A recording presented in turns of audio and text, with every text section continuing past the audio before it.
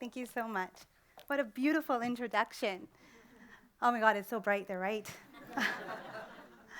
First of all, amazing talk today. What beautiful conversations. I've heard from every single one of them. So glad to be up here today. I want to talk to you about something. See that picture right there? That's actually me. But I want you guys to imagine it's you.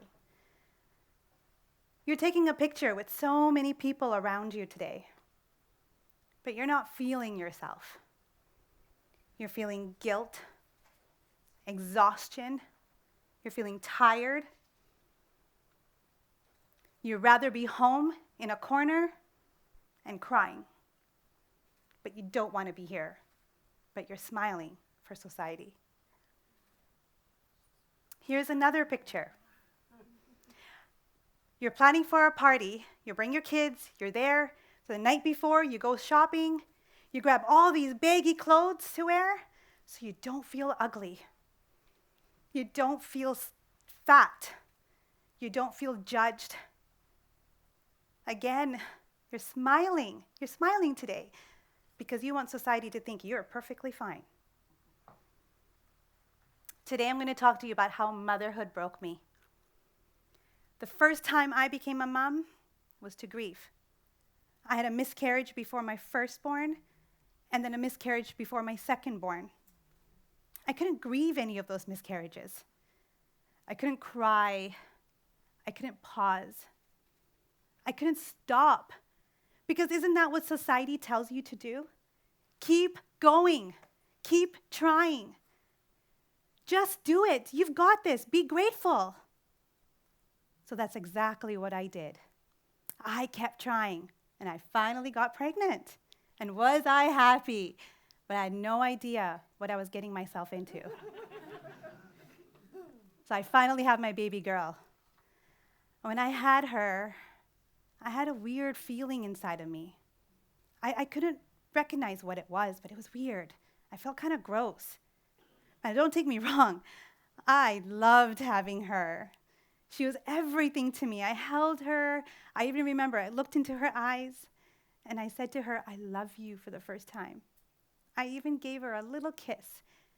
I fell straight in love with her. The beautiful thing, she's here today, by the way. So here I am at the hospital.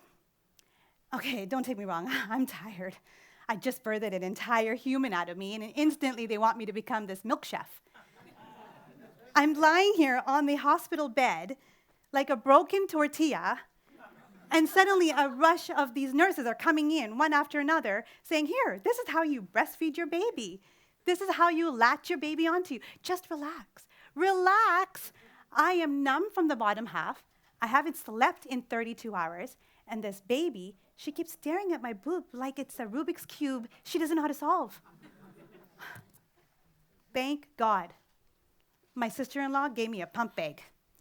I pumped for 3 hours straight. Every 3 hours I would pump. Seriously, I did this for an entire year. I pumped, I had milk in the fridge. I had milk in the freezer. I had milk right beside me. My house didn't feel like a home any longer. It felt like a milk factory. Seriously, I felt like the CEO, the factory worker, and the truck delivery all in one. Oh my God, motherhood, absolutely beautiful. Miraculous, yes, but also hilarious, wild, painful, and truly human. What I didn't realize, though, was I was feeling this emotion of guilt, exhaustion, tired. I wanted to be isolated from every single person. But I couldn't, because everyone from far, all my friends and family would come just to see this precious little baby.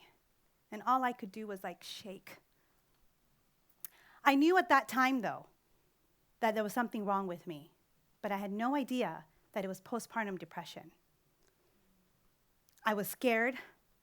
I felt lonely, irritated, angry, but most of all, I felt very ugly. I remember one day I was home alone with my baby girl. She was sleeping, and I cleaned up my entire house. I cleaned the house fully from top to bottom. I made breakfast, lunch, dinner. I made sure laundry was done. I did it all because I thought that everyone that's going to come home today will be happy and I'll be happy. But what I forgot is to keep myself happy. I forgot to rest. I forgot to sleep. And most of all, sometimes I even forgot to shower. I felt so lonely. All I wanted was someone to come to me and say, "Hey, Nish, how are you doing? Do you want to come and sit with me and have a cup of tea?" But unknowingly, I was probably pushing them away too because of my emotions. I didn't need any more parental advice. What I needed was someone to look at me, look into my eyes and say, "You matter too." I would take my baby to all these baby classes, and I would compare myself to every mom that was there that looked phenomenal.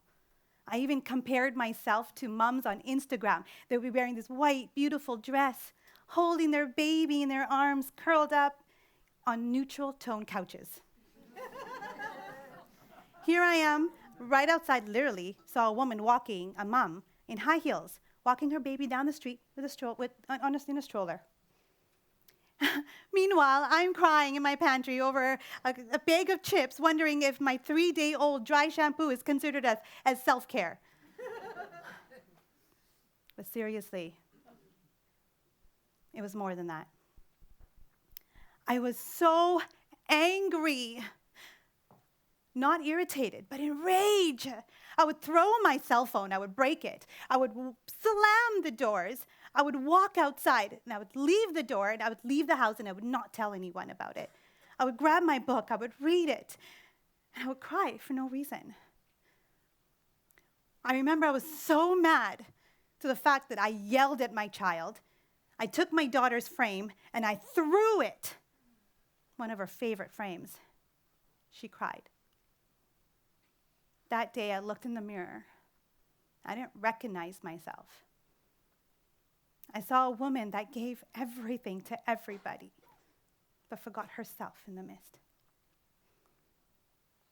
I would ask myself various times, what's wrong with me? Why am I like this? Why am I not happy the way I used to be before I had kids? Why? I would look in the mirror and I'd look at myself and I would say, "Ew, you're so ugly. You're so gross. What did you do to yourself?" I forgot to take care of myself. I didn't care about what I would eat, what I would do. I even went all the way down to the fact that I even blamed my miscarriages on my own. I said the reason I had my miscarriages were because of my vigorous exercises and all the samosas I ate. But it was more than that. It wasn't just the samosas. It was the silence. I called my hairdresser, mobile hairdresser, and I said, "Please come by. I need my hair done that day." So she came by, she saw my hair, she looked at the back, and there were bald spots all over my head. She said, "Please go see a doctor." So I said, "Okay." A few days later, I went to go see a doctor, and she confirmed it was alopecia. So she says, "You know what? Let's get you a dermatologist appointment. It can take anywhere from 6 to 8 months, no problem." Of course, to wait. In the meantime, I had this intense cramping in my tummy, like a tummy ache. I didn't know what was going on with me. It was like my intestines were twisting inside. The pain would come in waves, strong and overwhelming, radiating across my abdominal. I would find myself sleeping in bed, curled up, rushing back and forth into the washroom. No rest, no relief, all night long. It's like as if my body completely forgot to digest. I thought, that's it. I'm dying. I'm dying. What did I do to myself? What did I do? I don't get it. This happened for several months. And finally, I decided I'm going to go and see a naturopath doctor. So I went to go see her. I sat down, and she asked me a question. She goes, "How's your stress level at home?" And I cried. I told her I do the dishes, I do the laundry, I clean everything, I take care of my kids. I don't remember. I keep everybody happy, but I don't remember the day I was happy. When was the last time I was happy? I had to stop myself. Because she's not my therapist. She's my doctor. She did a quick sensitivity test on me. And a few days later, she calls me and she goes, there's 4 things I see. Well, there was a lot more than 4 things.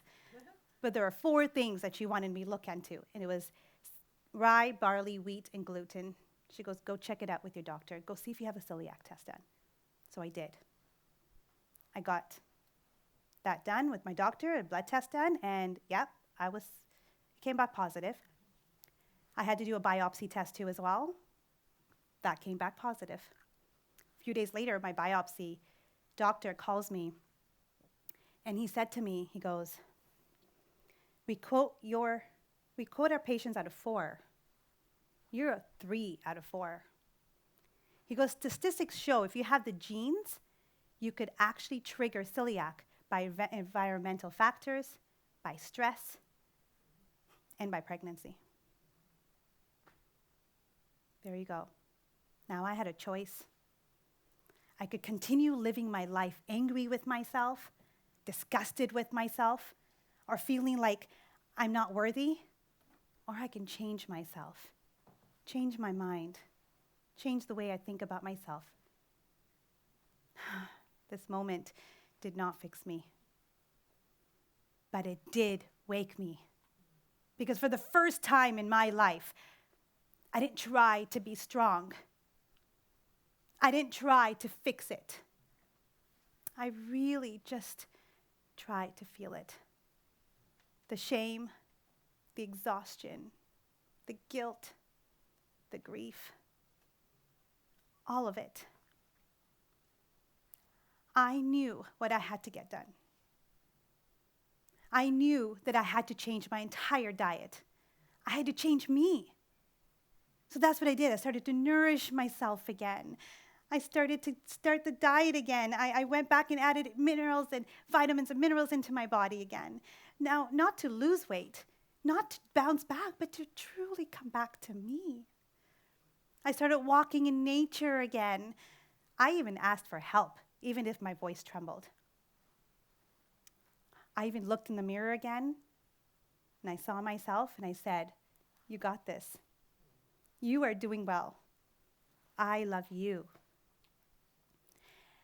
I kid you not, those small little changes I made for myself, before my dermatologist appointment, my hair grew all back. I learned that I wasn't angry because I was a bad mom.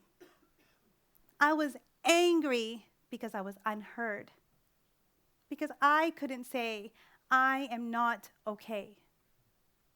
So to everyone here today, if you see a new mom, whether it's her firstborn or her fourthborn child, pause. Don't rush to go and hold that baby. Instead, hold her. Look at her. Really look into her eyes and see her. Bring her a warm tea or a comforting coffee or a scoop of her favorite ice cream. Not because it's genuine, but because it's nourishing. Sit beside her.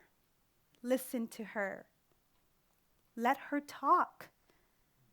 Or let her just be. Just be there with her and not give her any advice. Because just like that beautiful baby girl, she too is born anew. And just like that baby, she too needs to be held, nurtured, and loved and cared for. She's the silent miracle in that room. Today, I tell you my story because I know there's a woman out there that's holding her storm. To her, I say, you are not alone. You are not bad. And you are not failing. You're simply holding on to so much more that nobody else can see. and you deserve to be held. Thank you.